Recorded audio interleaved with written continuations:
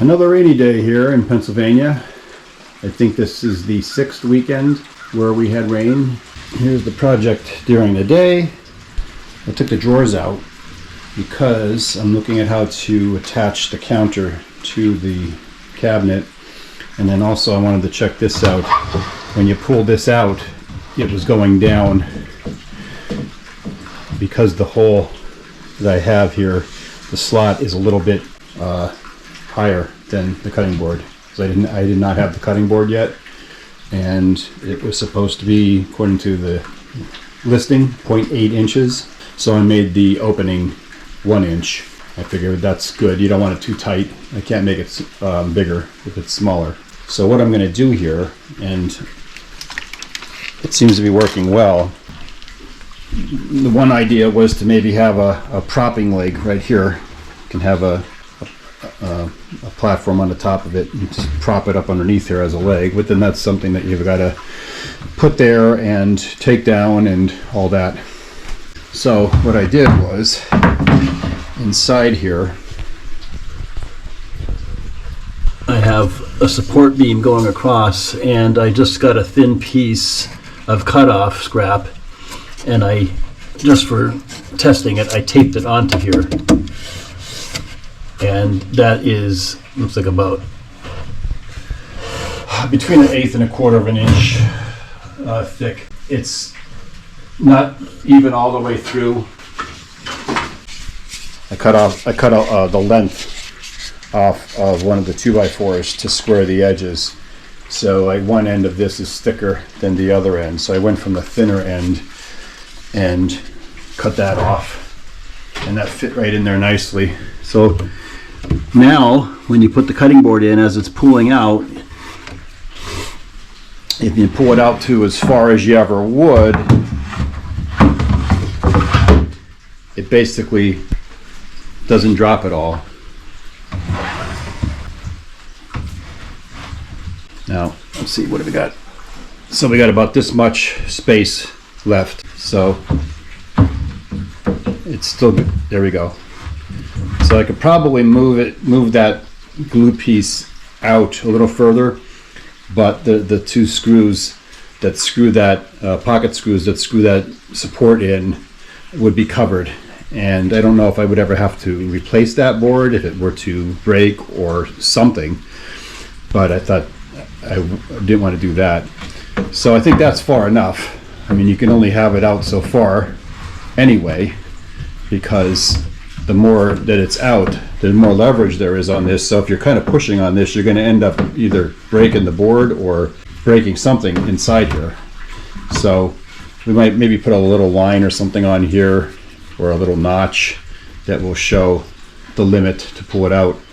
I can even maybe attach something on it, but I want to be able to pull this out. So if we do use it as a cutting board, we can easily take it out and wash it easier, or even if we want to pull it out completely and sit it on the counter, or even on a picnic table or something, depending on what we're cutting up.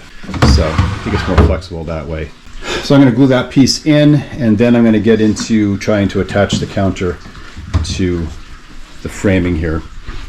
I'm going to see if a pocket hole will work here, but I don't know if I'm just thinking the wrong way.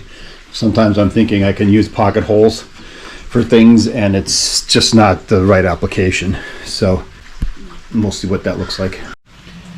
And here I'm going to also glue some scrap pieces on the top, because I do have a gap. This board wasn't as thick as the framing board, so I thought if I have this here, the pressure pushing down on the cutting board on the outside, lifting up on this board, won't push it and possibly crack it or loosen it up. So I'm using the Gorilla Glue. This stuff seems to work pretty well. So I'm going to glue this down and glue the bottom piece on, and then I'll clamp them. The clamp will hit both boards, or shims. This stuff seems to it glues pretty quickly. It's almost like super glue. So I had something glued, and then I took it apart because I had to adjust something, and it was all affixed. I had to pry it apart. All right, so that's there. And I got my other board underneath here.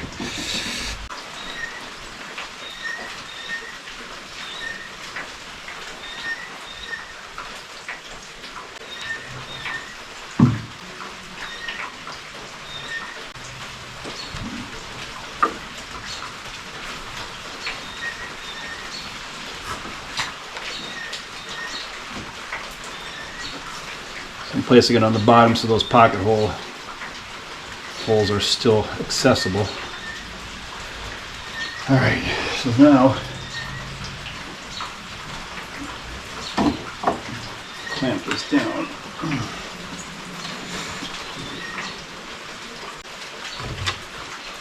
All right.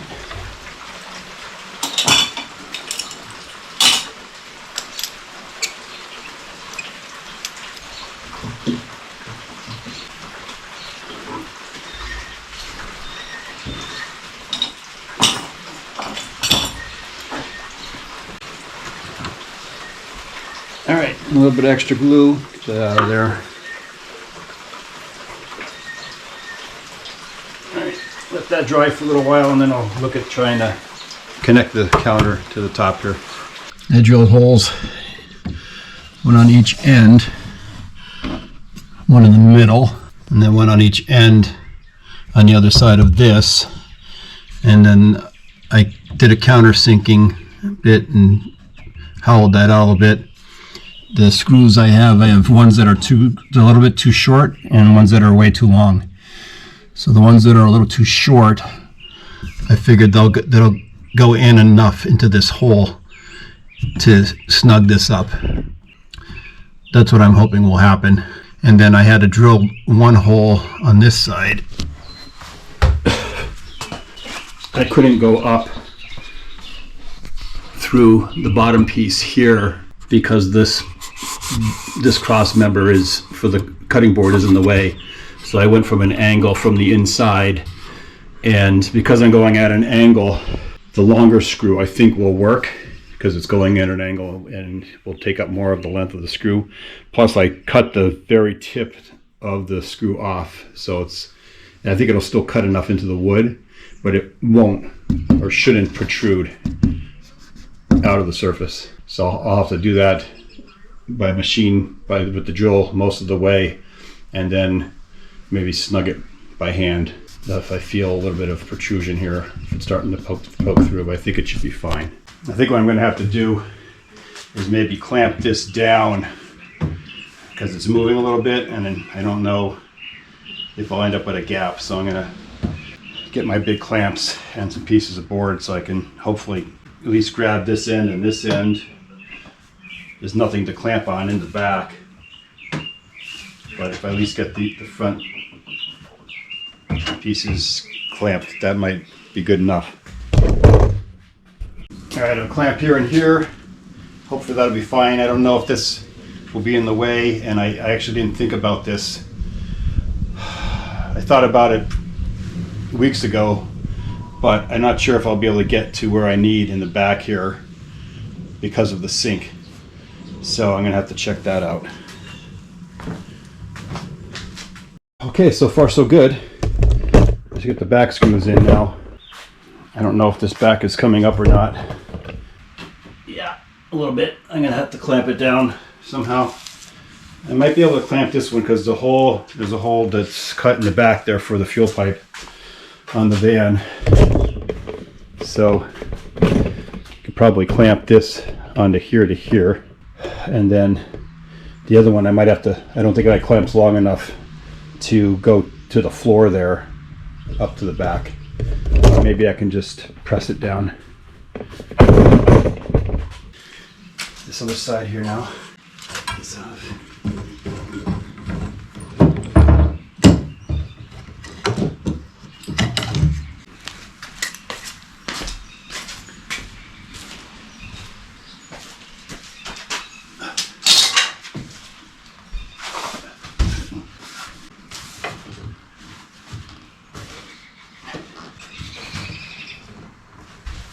Okay, this is nice and tight anyway, so I won't have to clamp it. I'll just screw it in. It started to lift here a little bit when I picked up on the counter. So the short screws I don't think were in far enough. So I put another long screw here at an angle. That seems to be tight now. I don't know about the other ones, although I do have a long screw on here, and there's a short screw here and here, and the short screw here, here, and here. So you're not going to lift it up from the counter here. You could pick it up here, but I don't think we're going to be moving it very often, so hopefully that won't be an issue. All right, now it's time to install the pump. I got the Vivor. It's the 3 gallon per minute pump. That was $41.99. I ordered it off of Home Depot. That's probably even a little too much flow for what we need it for. If you actually keep it running for even a short amount of time, it's going to pool a lot of water. So like, it's fine, I guess, if you're filling something up, like a pot to boil water or something like that. But as far as washing and stuff, you'll have to have it kind of on more of a trickle, because it's almost like the water flow from your home faucet. So I could probably have gotten by with the 1.8 gallon per minute. That was out of stock, and I don't recall now because I got this a couple of months ago now. That one would have been $37.33, which isn't much of a price difference. But this is the one that I have. They're probably both the same as far as the setup here. Comes with fittings, hand tightened fittings for each end, and I don't have them here. Do I have them? Here. Comes with these. So these would screw on here. They're half inch inside diameter fittings, and it comes with a filter. So I screw the filter on the input end, and then I have this tubing that I'm going to run.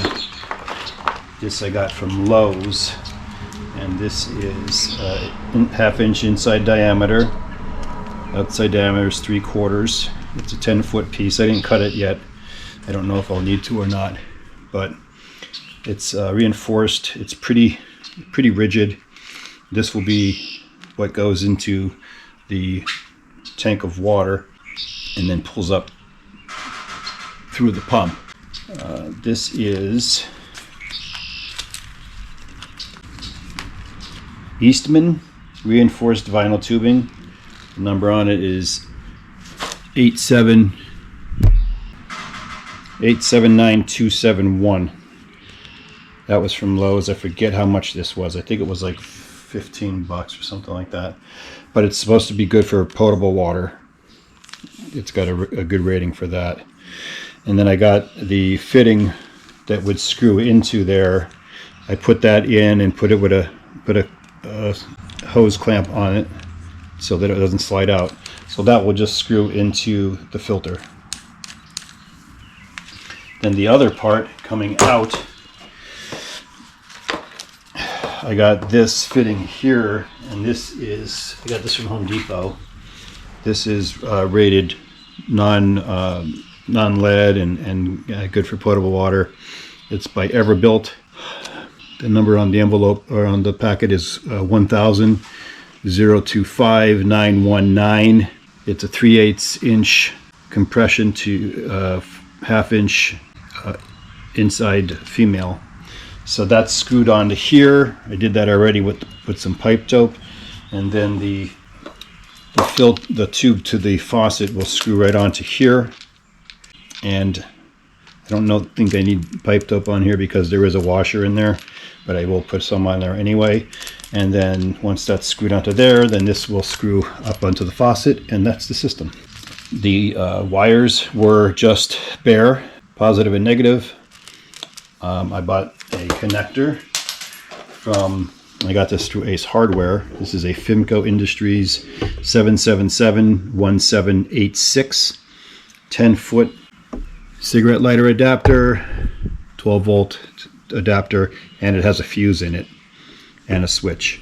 So that's going to be plenty of length to run from the cabinet to our power bank, and that I was able to that has a fitting on like this plug, so I wanted to be plug and play and not have to unscrew things, so I had to buy a tail for this, and I don't have that. That was just off of Amazon, so I wire nutted that together, and so this will just plug into here like that, and this will go right out to our power bank. And here's I think it's a 15 amp fuse in here, 15 amp fuse here, and this is actually breaking as I see, so that's nice, but this fits on here tightly, so it's not really an issue. And then this is our on and off switch here, so we won't have to unplug it or unplug it from the power bank. You can leave the pump on. Probably it only turns on when the pressure in the system goes lower than I'm not sure if it's 20 pounds, but it pressurizes, and then as soon as you turn the faucet on and this pressure is relieved, it'll turn on. So it's in line, it's actively pumping. So it's kind of noisy if you only have a slow flow. It pulses,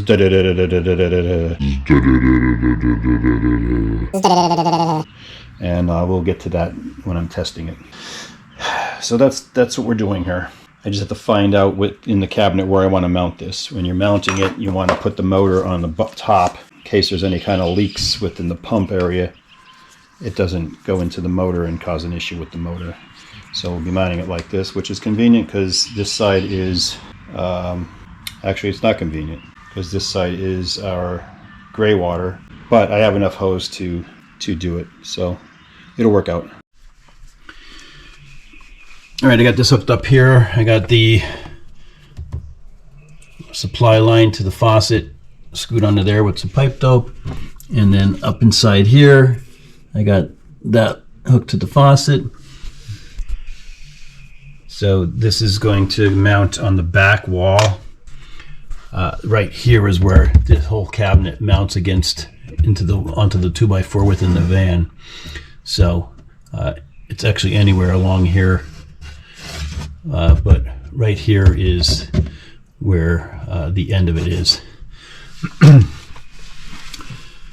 I'm going to mount this up here like this, and then that leaves that whole area clear, and the supply line curls nicely right up into the sink, and I think that'll all work out well. I was going to use machine screws to put through the back of the cabinet, and then with nuts on it, and then I don't have the right sizes, so I'm just going to use a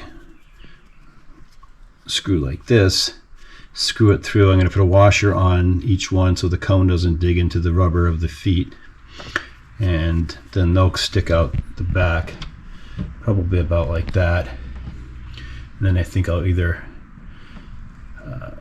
probably just get a piece of small scrap wood and just rotate it onto there, and just to screw it on there, and that'll cover that up so you don't get stabbed. But there's enough space, I think, between the wall of the cabinet and the wall of the van that won't cause any issue. So that's what we're going to do now.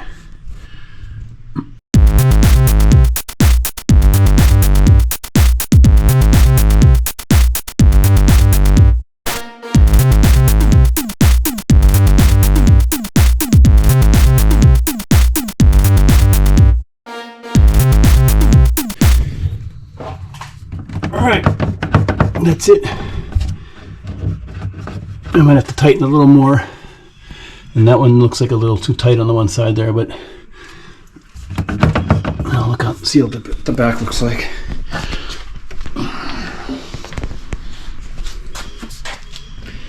Alright, so they're sticking out a little further than I thought they would, so I'll have to get them in as far as I see. This one's not in too far, so I'll have to make sure they're the right tightness, and I'll just get some scrap pieces and screw them onto there. Okay, change of plans back here. I realized that these here might be hindered with the 2x4 that goes across inside the van, so I just ground them off. Just 4 screws holding this on into the rubber, so I can still tighten them a little bit, and that won't make much of a difference. They'll come out a little bit, but I don't think that they'll back out. So the last thing to put on here is the drain hose, and that'll just go into the gray water bucket.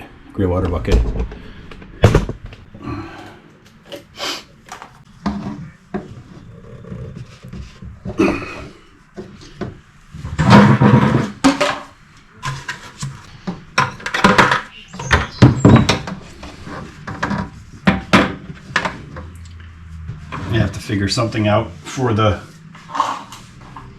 to put something in the lid, a hole, and I could probably 3D print something to maybe snap into there or screw into it or something, and then this can hook onto it. So I'll get that done another time, but just to test it now, we'll get that hooked in there, and then I got to put some water in the water container. We'll run the hose in there and we'll try it out.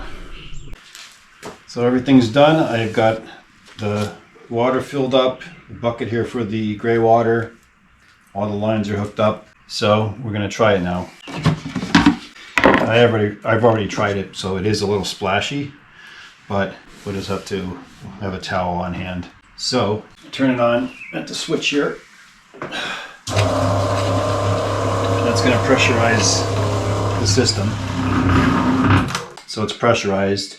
So now whenever you turn the faucet on, it's going to lower the pressure and cause the pump to go on.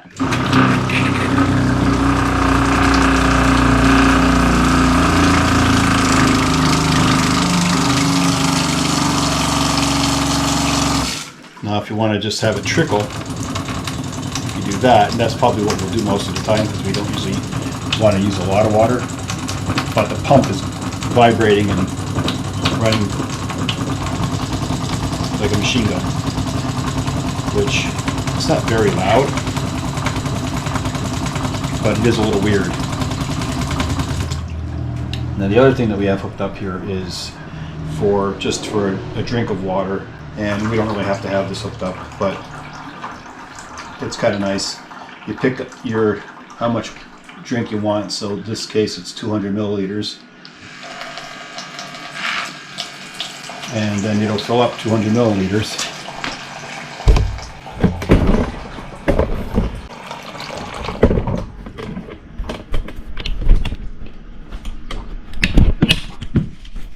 And there we go. So that's kind of cool. Now this bar sink that we got, which is a common sink, they have them at Lowe's. We got it off of Facebook Marketplace. It has a drain thing here, and there's rubber on the bottom with feet to go in the holes, and it doesn't lock down in there, so I don't know, it's just sitting there, and put water in there, it does drain out. Now that's not really a problem because we're not going to be filling the sink up with water, so it will act as a strainer, so we don't have a lot of food stuff going down into the bucket. And I'm going to 3D print a hole cover here. This is sharp, not that you would stick your hand in there, but I'll put a cover there, and then this won't be rubbing against here, and it'll look more finished. And that's that. So I have this 5-gallon container, and then I've got another one that I just bought. It's a little bit different than this one, but same basic shape. And this drain seems to be working fine. If you blow through there, you probably should hear a bubble.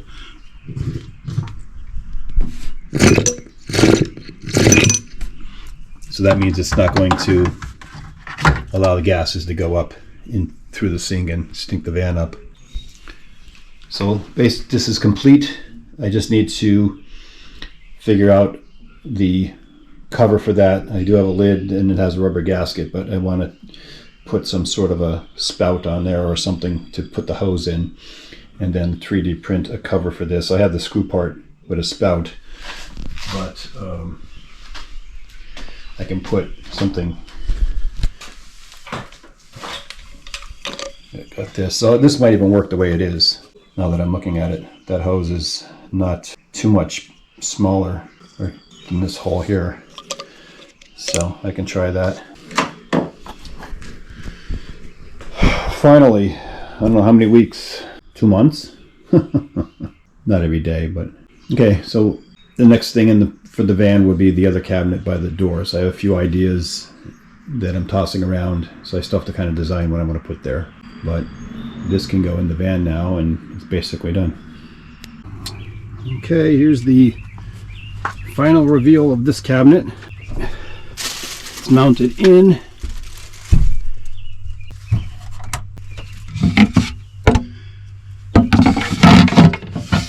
I'm going to probably have to do something to secure the drawers so they don't move. They don't slide easily, but the cutting board, I think, can move. So I was thinking before, but I haven't put too much thought into it, of maybe putting something on right here that could be hinged, maybe, that goes around and just locks onto there, and then maybe incorporating it into the cutting board somehow. Or worst case, we take the cutting board out and just slide it on the side there. But that's basically it. I still have to figure out what I want to do with the tops of these containers. So we're gonna actually go away, and we won't have this completely set up, but we're gonna use as much of it as we can. Definitely use the drawers, and I have the water set up that's filled with water, so we can use that for drinking or whatever. We're going to a festival that is food, so we probably won't do too much eating in the van, but we might do breakfast or something on the road while we're driving or whatever. One thing I was talking about to my wife was maybe putting a curtain across this. I think I mentioned that before on here. I think that'd be the easiest than having a door that you have to worry about swinging open and having the space for it. Although a door might hold them in better, but we'll see how this goes. This is actually notched into here. This is set back a little bit here, so this can't go here. I really can't move much this way because of the bucket. The bucket is on a rubber cabinet or shelf covering, rubber shelf covering, or sometimes they have them underneath the carpets so they don't slip on the floor. If it's just going to be a little bit of gray water, we can just dump that out in the grass or something like that, so we don't have to worry about it getting too full and causing a problem.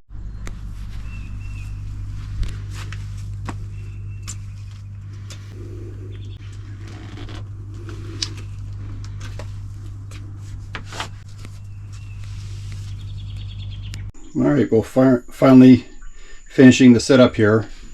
The cabinet's all done, and sink and all that stuff in the previous videos, and this was the last thing I was waiting for. So I did have this plastic tubing just pushed down into the water container, and I didn't want to cut the tubing yet because I didn't know how much I needed. It doesn't look like I need very much, but I'd rather cut it last. But I was protecting it so I wouldn't get the tube dirty, because you're putting it down into the water, so I was keeping it in a bag. And then I had just another bucket here with no lid on it, and the tube was going into there. So I happened to empty a bucket that has a spout on it, so I put the trap line right into this. It's not completely tight, but we're not going to be putting solids and stuff down here, and we can empty this anytime we want, really. And I do have the lid for it, so we can always pull this off and put the lid on it. So that's done, and that's been done. So this one, I wanted to have a solid pipe in there, and I saw someone else that had done something like that, put a solid pipe, but they had it as PVC pipe. And I didn't like the idea of putting plastic pipe into the water and just having it just sitting in there soaking in it. So I made a copper pipe to put in here, and let me put this camera over here. So I got a fitting here for like home brewing, quick release.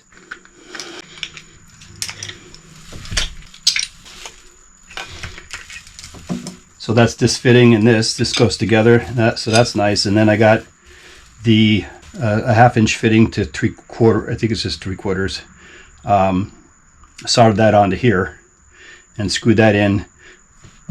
And then I made, before I screwed that in, I put a washer on here. I made a washer.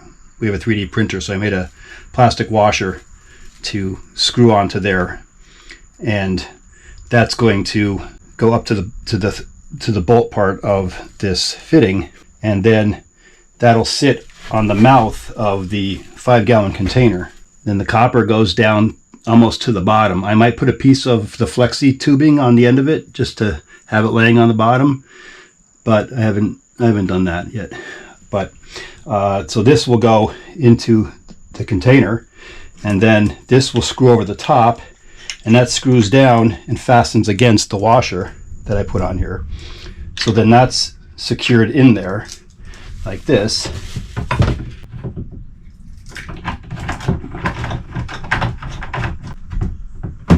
And then the quick release, we could just take it on and off when we want to fill the container up.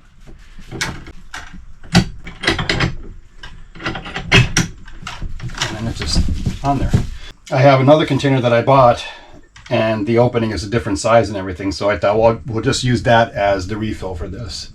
So we can easily disconnect this, take that apart, pour the water into there, and put it back on again. So that's it. The pump is hooked up.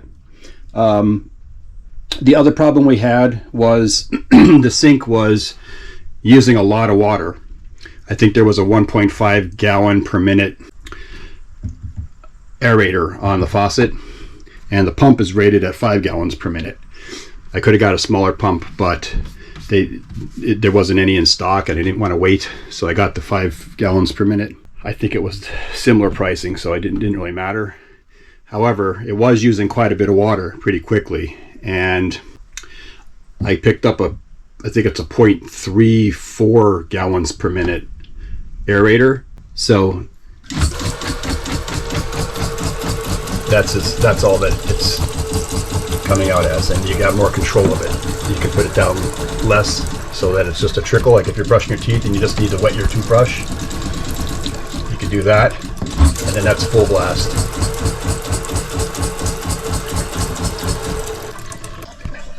So that seems like it's going to work pretty well. We'll see. We haven't really used it yet. We did use it with the faster aerator on there, and it was pretty quick.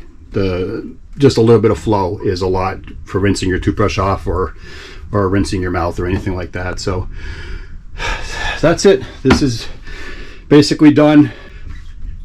Still may put a curtain up here and that, but the main stuff is done. So we're hopefully going to use this to go away in one of the upcoming weekends, and sometime, I don't think I'll get to it this year, but I still have to make the table counter that I want to put here. It's going to be a small cabinet and counter, and our portable toilet's going to go in there, and the toiletries and whatnot.